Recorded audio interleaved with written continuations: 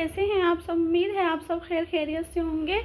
तो यहाँ पर हानि क्या कर रही थी कि आज हमने जो है ना दोनों जो डबल बेड है उसमें पूरी सफाई की थी, उसकी डीप क्लीनिंग की थी। और नीचे जो हमारी बड़ी सी अलमारी है उसके अंदर से भी वार्डरोब को पूरे खाली वाली करके ना अच्छे से सफाई करी थी। तो हानि ने क्या किया, यहाँ पर मैं आयशा के पास छोड़कर चली गई थी। आयशा अपनी स्टडी कर रही थी कंप्यूटर पर।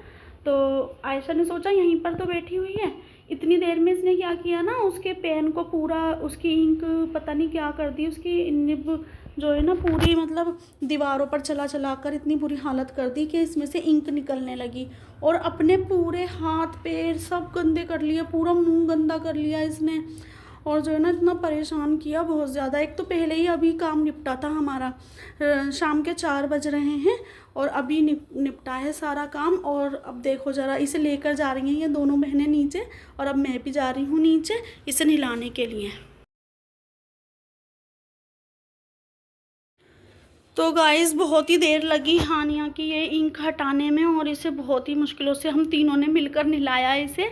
और अब इसे जो है ना मैंने एक बिस्किट दे दिया है चुप करने के लिए। इसका मूड ऑफ है बहुत ज़्यादा, क्योंकि बहुत ही देर लग गई इसको नहलाते नहलाते। सही से पैरों पे जो इसने इंक लगाई थी ना वो तो सही से हटी भी नहीं है, और हाथों की हथेलियों की वैसे तो हट गई है, अल्लाह का शुक्र है।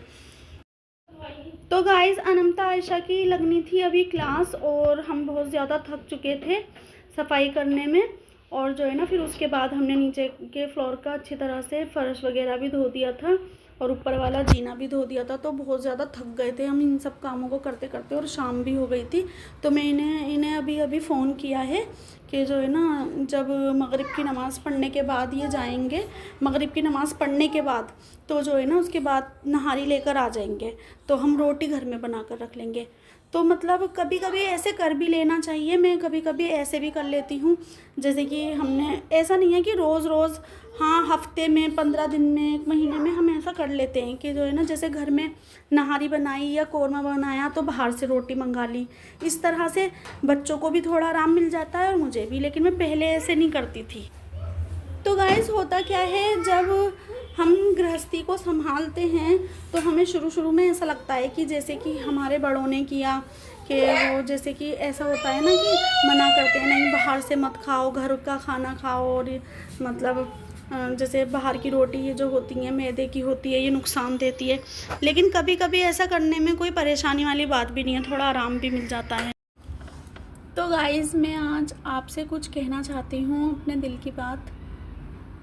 मैं खुद को भूल चुकी थी, सुबह से शाम कभी बच्चों का ख्याल, कभी सबके लिए खाना पकाना, कभी मुस्कुराना, सिर्फ इसलिए कि ताकि घर वालों को सुकून मिले। लेकिन एक वक्त आया जब सब कुछ संभालने में मैं खुद को ही खोने लगी। न अपनी मुस्कुराहट याद रही, न अपनी पसंद, न अपनी ज़रूरत। बस एक दिन थक कर सजदे में गिर गई और अल्लाह से मैंने ये कहा कि या अल्लाह, क्या तू सुन रहा है? मैं भी तेरी बंदी हूँ, मुझे भी याद रख। और मुझे लगा किसी ने दिल से कहा, मैं तुझे उस वक्त भी याद करता था जब तू खुद को ही भूल चुकी थी। तो गाइज़ उस दिन मुझे समझ में आया कि मैं सिर्फ माँ, बीवी या बेटी नहीं हूँ, मैं एक बंदी भी हूँ मेरे रब की। और अल्लाह अपने हर बंदे से मोहब्बत करता है। अब मैं हर दिन थोड़ी देर सिर्फ अल्लाह के लिए रखती हूँ, अपने लिए, ताकि खुद को याद रखूं। और आप भी अगर कभी खुद को भूल जाएं तो अल्लाह से कह दीजिएगा मुझे वापस मेरे दिल से मिला दे। जज़ाकल्लाहु खैर। और ये थी एक छोटी सी बात मेरे दिल की। तो बस मगरिब की नमाज़ पढ़ने के आधे घंटे बाद हम सब ने खाना खा लिया था। दस्तरखान मैंने लगा लिया है और सब बैठ गए हैं, अब सब खाना खा रहे हैं। तो गाइज़ बस अब मैं वीडियो का करती हूँ यहीं पर ही एंड। अगर आपको मेरी वीडियोस अच्छी लगती हैं तो प्लीज़ मेरे चैनल को सब्सक्राइब करें, मेरी वीडियो को लाइक करें, शेयर करें, अच्छे कमेंट करें। अब मिलते हैं अगली वीडियो में, जब तक के लिए अल्लाह हाफिज़। Thanks for watching.